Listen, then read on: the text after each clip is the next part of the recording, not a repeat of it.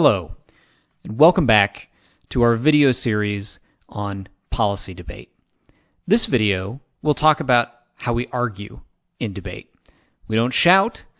We, in fact, developed well-reasoned and well-researched arguments to persuade the judges why we're right. So let's jump in. Let's start with the basics. A lot of you know, generally, what is an argument. If I asked you that, you would be able to give me some description about people taking different positions. But in debate, it's important that you understand that an argument has two parts, what we call a claim and a warrant. Put another way, a what and a why. For example, if I were to tell you that the Denver Broncos are the best football team, that's true, by the way, I would need to have a reason for that, because simply saying they're the best doesn't prove why they are the best. And so I would have to come up with a reason, maybe the number of Super Bowls they have won. Or if I want to argue why a particular food is the best, then I have to come up with a reason why that is true. The same thing is true in debate. You have to come up with a supporting reason for your argument, a what and a why. So there's two basic types of what and why arguments in debate. There are analytical or logical arguments that are based upon your knowledge and your ability to articulate your knowledge into an argument. And then there are evidence-based arguments. And we're going to talk about both. Let's start with analytical arguments. Analytical arguments are a number of different types of arguments. They can be an attacking argument where you use your ability to deconstruct your opponent's argument to point out gaps in the logic. For instance, we talked about how a true argument must have a claim and a warrant. If someone simply makes a claim without a supporting reason why that claim is true, a warrant, then you can point out that that argument is incomplete and therefore is not a valid argument. You can also make logical deductions. And you can think of this as if A is true and B is true, then that must mean something. So, for example, if I say all pets are brown, the cat is brown, therefore the cat is a pet, I have logically deduced from those first two sentences a conclusion, and you can use that type of argument structure to make arguments in debate. You can also make arguments that are built on common sense or common knowledge. For example, if your opponent asserts something that you know simply based upon the everyday events that occur in the world or historical truth that they're wrong, you can argue that as well.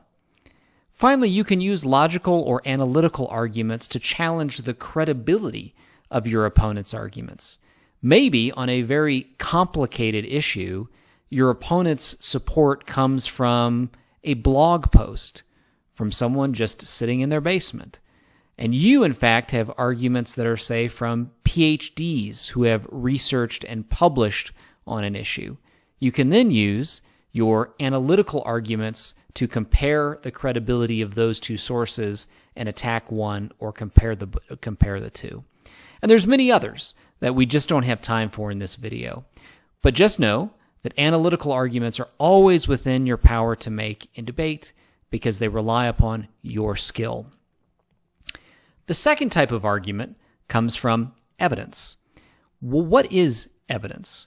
Evidence comes from published sources that we find online, in books, in newspapers, articles that are on a particular subject and written by a qualified author. We're going to take a look at some evidence in just a moment, but I want to identify the parts of evidence, and we'll identify those when we look at the actual evidence. But there are three parts. The first is what we call the tagline. It is a summary sentence that takes the information in the actual evidence and summarizes it so that when you are arguing or giving a speech, the person hearing it can understand the basics of the evidence. There's a citation, which contains the author, the article, the author's credentials, and some other pieces of information which we'll talk about. And then there is the actual published material that makes the argument, that it contains the claim and the warrant to advance your position.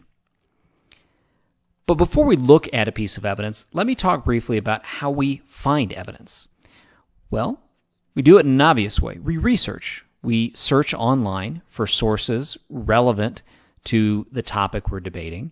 We look in books. We look in the library. You will spend a lot of time doing research. It's how you learn. It's how you learn the topic, and it's how you get better. You will hear the term cutting cards a lot. And all that means is taking an article that you have found and putting it into a format that you can read in a debate round. And then lastly, you will be able to find research and evidence on the team's Dropbox. And as you come to practice and spend more time with us, you will have access to that Dropbox, and you will get to see all of the arguments and evidence that the team has. So with that said, let's take a look at some evidence.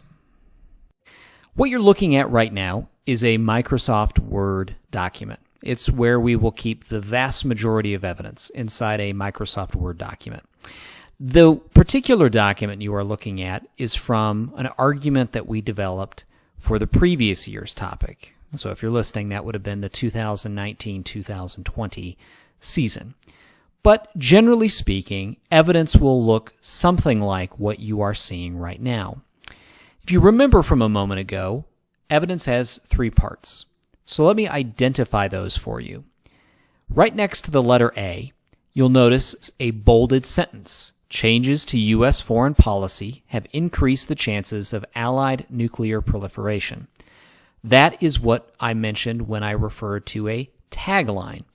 That sentence summarizes what is contained within the actual evidence. It is the claim that we are making with the evidence providing the warrant. Remember, the what and the why.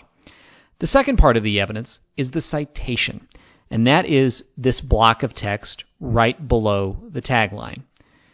Let's go through what's in the citation.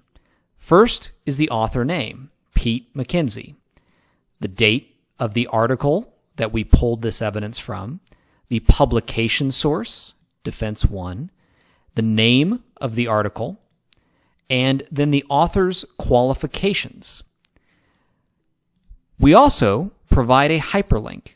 When you find evidence from an online source, we provide the hyperlink so that if we need to go back and look at the article again, we can, but also so that if our opponents would like to take a look at the article, they have the ability to do that too. Then we also have an access date to let us know what date whoever cut this piece of evidence found the article.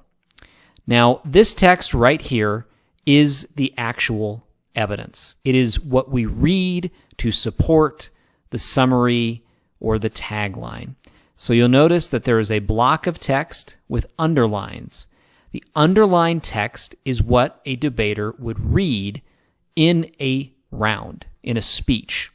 And it is what the judge would consider in supporting that particular debater's arguments. So that's what evidence looks like. And you'll notice down here, we have something very similar, another piece of evidence. We have a tagline, we have a citation, and we have the underlined text from the actual evidence. Now, one thing I should mention is that this paragraph is not the entire article. So, for example, if I clicked on this hyperlink, I would be taken to an article that's much, much longer than this paragraph. When we research and cut evidence, we do not have to read in a debate round the entire article. Frankly, we just don't have time for that. So instead, we take snippets, complete paragraphs, and then read some or all of the sentences in that particular paragraph that are designed to support the argument. And we can scroll down here in the Word document, and again, you'll notice the same format. Now, if I were to read this evidence in a speech in a debate round, it would sound something like this. Subpoint C, the perception that the U.S. is committed to defend allies restrains Allied proliferation. McKinsey, 2020. Never since the Cold War has America's global position seemed more fragile, making its commitment seem questionable. And then I would go on to read the rest of the underlined text. So when you begin to debate, remember, you read the tagline, you read the author name, the date, and then the underlined text and the actual evidence. So that's what evidence looks like. And in future videos, we're going to talk about how we deploy evidence to make specific arguments.